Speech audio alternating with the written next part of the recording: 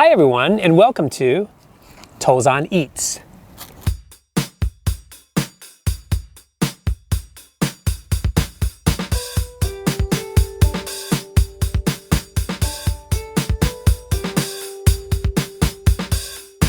Today I'm going to talk about how to make retort curry. Retort packaging is a way to preserve food. It's an alternative to canning, and it's an incredibly popular way to store food in Japan. You can find these packages at any convenience store, supermarket, and they sell a variety of things. Curry is probably the most common thing that you'll find in these retort packages. Today I'm going to share with you my recommended meal for an overnight hike in Japan's mountain. What you'll need for this is a camp stove, some curry of course, and some kind of utensil. There are lots of different types of curry packaging. Today I'm going to recommend these curry packs from Nishikiya Kitchen. Nishikiya Kitchen is a Miyagi prefecture-based curry retort company. They sell a variety of products. They're small and easy to carry and quite filling. I brought along green curry, chicken kebab curry, and for a drink, some masala chai. These packages you can't really find at regular supermarkets or convenience stores. You either need to special order them from the website. There's a link in the description below. In the Kanto and Tohoku area, they do have Nishikiya Kitchen shops where you can go in and actually buy these packages. In the Kansai area, I've seen a pop-up shop or two, and also you can find these at some outdoor shops. My local outdoor shop stocks these, so this is where I got these for today's meal.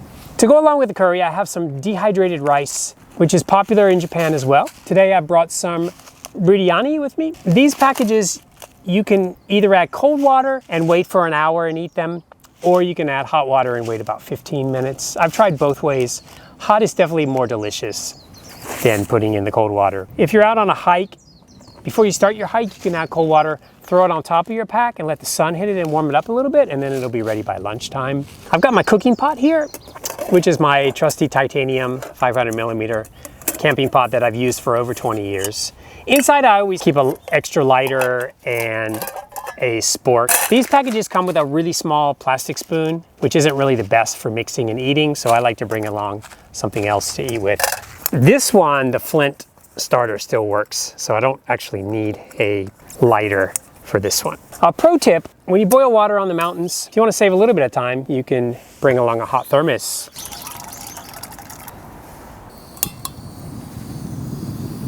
While the water is boiling, I'm going to prepare this package.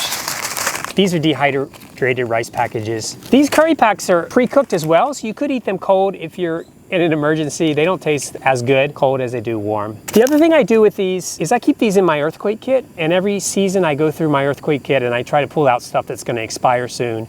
And I use that actually for camping. So let me open this thing.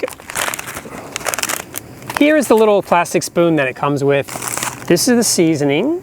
And be careful, all of these things have a little piece of silica gel.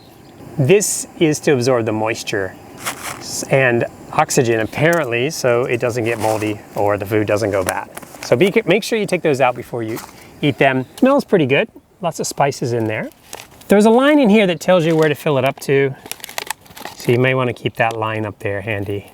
Before you close it, make sure you mix it up nice and good so that the spices get well mixed into the biryani. Close that up and wait 15 minutes. Now another good thing you could do when you're camping is set up your camp stove, boil the water, put this in here first before you even set up your tent, and that way while you're setting up your tent, this thing will be ready to eat. Now for the curry, I've got green curry and kebab. I'm gonna eat the kebab curry. I think it'll go better with the biryani, as well as the masala chai. I'm gonna put these in here together. Now this thing says to add 200 millimeters of milk. I don't have any milk, so I'm just gonna drink it as is. I think it'll taste fine. This one says to boil it for 5 minutes. Now the good thing is, these are already cooked, so all you really need to do is kind of warm them up. So what I'm gonna do is actually put these in here. I'll bring the water kind of back to a boil, and then I'll just cut off the stove and let it soak for about 15 minutes as well. Usually when I'm on a day hike, I don't bring a camp stove. I usually like to have a short lunch and eat on the run,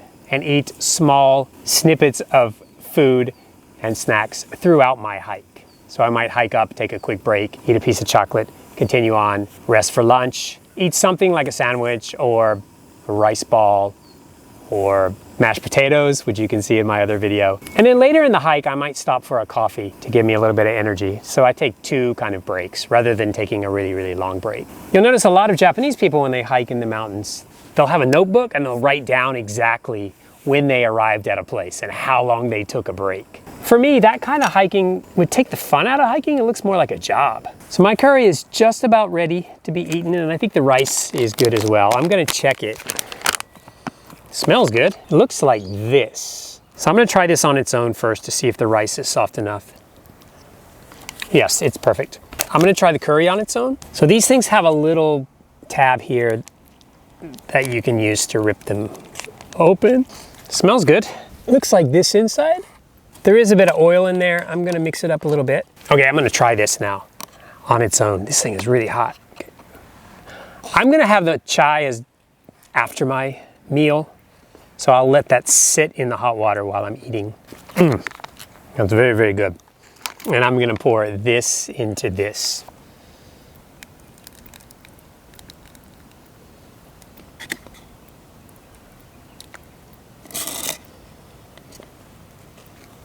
When you're done with this, you can use this as your garbage bag or fold it up.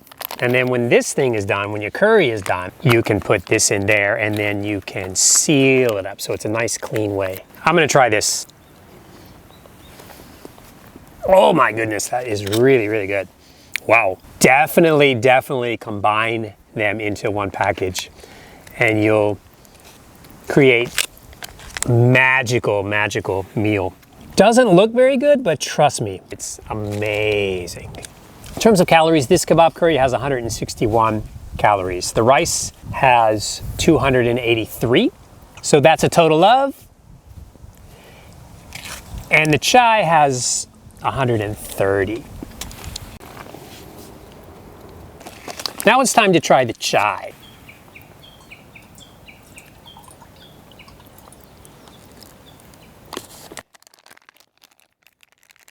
As you can see, it looks quite dark. It would be nice to have a little bit of milk.